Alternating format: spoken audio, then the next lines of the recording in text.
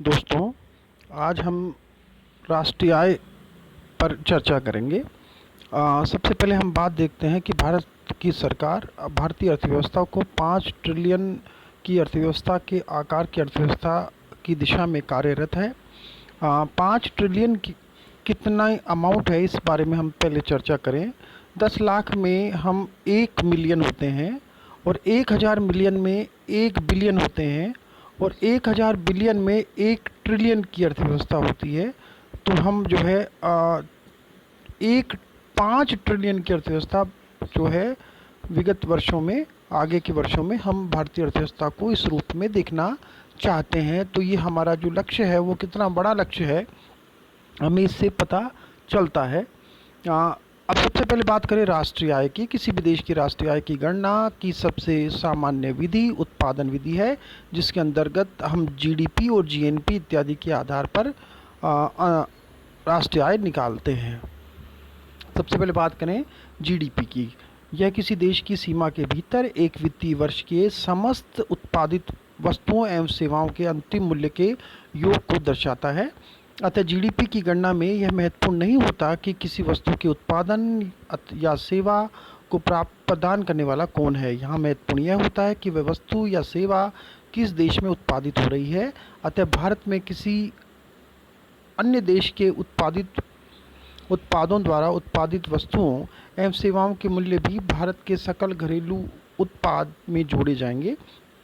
GDP के आधार पर ही एक देश की अर्थव्यवस्था का आकार तय होता है। विश्व की सबसे बड़ी अर्थव्यवस्था यूएसए की जीडीपी जो है 18 ट्रिलियन डॉलर है। दूसरे नंबर पे चीन है, जिसकी अर्थव्यवस्था 11 ट्रिलियन डॉलर की है।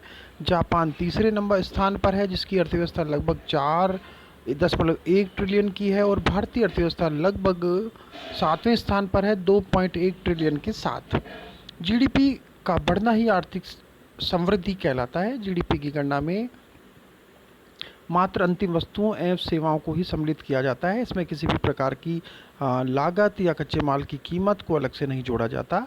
जीडीपी गणना में किसी वस्तु को दोबारा बेचकर प्राप्त की गई राशि यानी रीसेल वैल्यू को भी सम्मिलित नहीं किया जाता। इसकी गणना में पेंशन, छात्रवृत्ति इत्यादि जैसे ट्रांसफ़र पेमेंट्स, हस्तांतरण भुगतान को भी हम शामिल नहीं करते हैं। ट्रांसफ़र पेमेंट वे भुगतान है जो बिना किसी सेवा के प्रदान किए जाते हैं। किसी भी देश की जीडीपी की गणना एक कठिन प्रक्रिया है, इसलिए भी है क्योंकि ऐसे कई उत्पादों का उत्पादन होता है जिसके संदर्भ में उचित जानकारी प्राप्त नहीं होती, अतः उनका मूल्य गणना में सम्मिलित नहीं होता। साथ ही ऐसी कई सेवाएं होती है जिनके लिए किसी प्रकार का कोई भुगतान नहीं होता, जैसे सगे संबंधियों द्वारा प्रदान की गई घरेलू सेवाएं जैसे केयर इकोनॉमी का हिस्सा है, जो जीडीपी का एक बहुत बड़ा हिस्सा अनुमानित भी होता है। विश्व की सबसे छोटी अर्थव्यवस्था टुवालू है, जिसकी जीडीपी मात्र 18 मिलियन डॉलर है। किसी भी देश की जीडीपी की गणना मुख्यतः 3 प्रकार से की जाती है। नंबर 1 नॉमिनल जीडीपी और जीडीपी एट के मार्केट प्राइस और जीडीपी एट करंट प्राइसेस, बाजारी दर पर सकल घरेलू उत्पाद। दूसरे नंबर पे real GDP, GDP at constant prices और जीडीपी एट बेस प्राइसेस, आधार वर्ष पर सकल घरेलू उत्पाद। तीसरी जीडीपी एट फैक्टर कॉस्ट और GDP at gross value added, सकल घरेलू उत्पाद लागत मूल्य पर। बाजार दर पर जीडीपी की गणना में वस्तु एवं सेवाओं के वर्तमान मूल्य को सम्मिलित किया जाता है, अर्थात इस मूल्य में मुद्रास्फीति, मुद्रा संकुचन, अप्रत्यक्ष कर इत्यादि सब का प्रभाव सम्मिलित रहता है। रियल जीडीपी और आधार वर्ष पर सकल घरेलू उत्पाद की गणना में मुद्रास्फीति, मुद्रा संकुचन इत्यादि के प्रभाव को सम्मिलित नहीं किया जाता, अतः इसकी गणना के लिए एक आधार वर्ष रखा जाता है जो कि वर्तमान में 2011-12 है, एवं इसी आधार वर्ष में वस्तुओं एवं सेवाओं के मूल्य की आगामी वर्षों के लिए भी गणना की जाती है। यह मूल्य जो है स्थिर रहता है। बाजारी दर पर जीडीपी को अप्रत्यक्ष कर एवं परिदान भी प्रभावित करते हैं। अप्रत्यक्ष कर जीडीपी में बढ़ोतरी को जन्म देते हैं, जबकि परिदान इसे नीचे लाते हैं। अतः GDP at factor cost, GDP at gross value added या लागत मूल्य पर जीडीपी की गणना में अप्रत्यक्ष कर एवं परिदान को प्रभाव को खत्म किया जाता है। अतः इसकी गणना में नॉमिनल जीडीपी में से अप्रत्यक्ष कर और को घटा देते हैं और परिधान वाले हिस्से को जोड़ देते हैं। तो जीडीपी एट फैक्टर कॉस्ट बराबर nominal GDP minus indirect tax plus subsidy.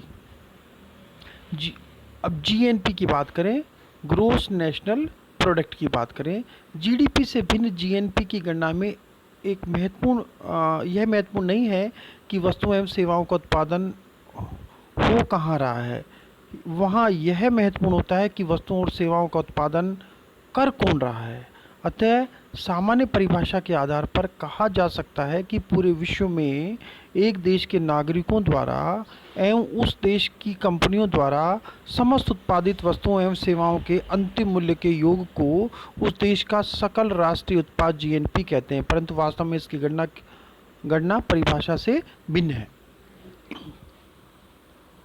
उदाहरण के लिए भारत के जीएनपी की गणना में विश्व के अन्य हिस्सों में भारतीयों द्वारा उत्पादित वस्तुओं एवं सेवाओं के मूल्य का वह हिस्सा जो वापस भारत आता है उसे जीडीपी में जोड़ देते हैं, जबकि भारत में विदेशियों द्वारा उत्पादित वस्तुओं एवं सेवाओं के मूल्य का हिस्सा जो अपने देश को भेज देते हैं वो उससे जीडीपी में से घटा देते हैं। तो जीएनपी बराबर GDP plus net inflow minus net outflow.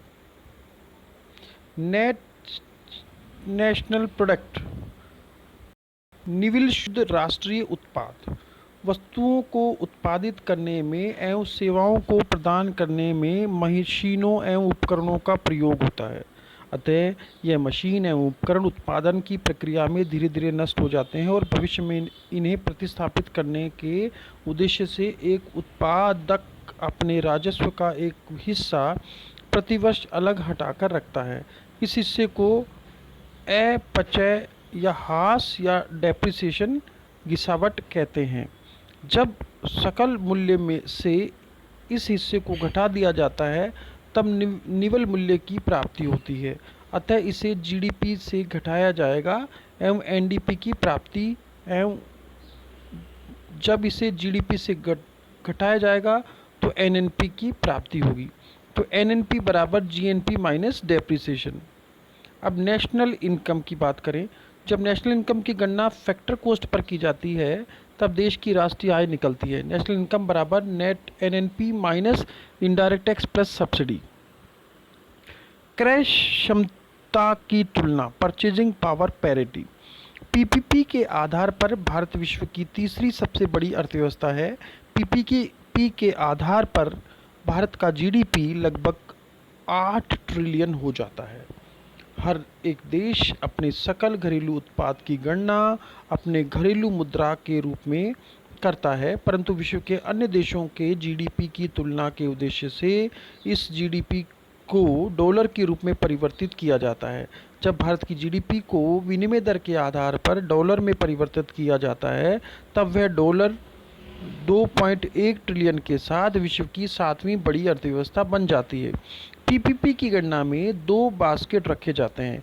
इन दोनों ही बास्केट में समान मात्रा में समान अनिवार्य वस्तुओं को सम्मिलित किया जाता है। एक बास्केट को भारत में भारतीय मुद्रा से खरीदा जाएगा जबकि दूसरे बास्केट को यूएसए में अमेरिकी डॉलर से खरीदा जाएगा।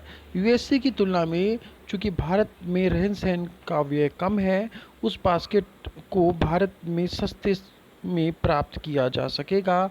अतः यह कहा जा सकता है कि भारतीय मुद्रा की क्रय शक्ति में अमेरिकी डॉलर के अमेरिका में क्रय क्षमता से ज़्यादा है। जब इस क्रय क्षमता के आधार पर जीडीपी को डॉलर में परिवर्तित किया जाता है तब भारत का सकल घरेलू उत्पाद जीडीपी 8 ट्रिलियन हो जाता है, जबकि चीन की जीडीपी 19.5 ट्रिलियन हो जाती है। इस आधार पर चीन विश्व की सबसे बड़ी अर्थव्यवस्था है जबकि अमेरिका दूसरे स्थान पर आ जाता है। तो ये एक बहुत ही महत्वपूर्ण कंसेप्ट है। अगली बात करें ग्रीन जीडीपी, हरित जीडीपी। वस्तुओं के उत्पादन की प्रक्रिया में भारत में एवं सेवाओं को प्रदान करने की प्रक्रिया में पर्यावरण प्रभावित होता है। उदाहरण जंगलों की कटाई होती है, प्रदूषण उत्पन्न होता है। जब इस प्रभाव का मूल्यांकन कर इसे एक मौद्रिक रूप प्रदान कर दिया जाता है एवं इसे सकल घरेलू उत्पाद से हटा दिया जाए तब बचा हुआ हिस्सा जीडीपी या हरित जीडीपी, ग्रीन जीडीपी कहलाता है।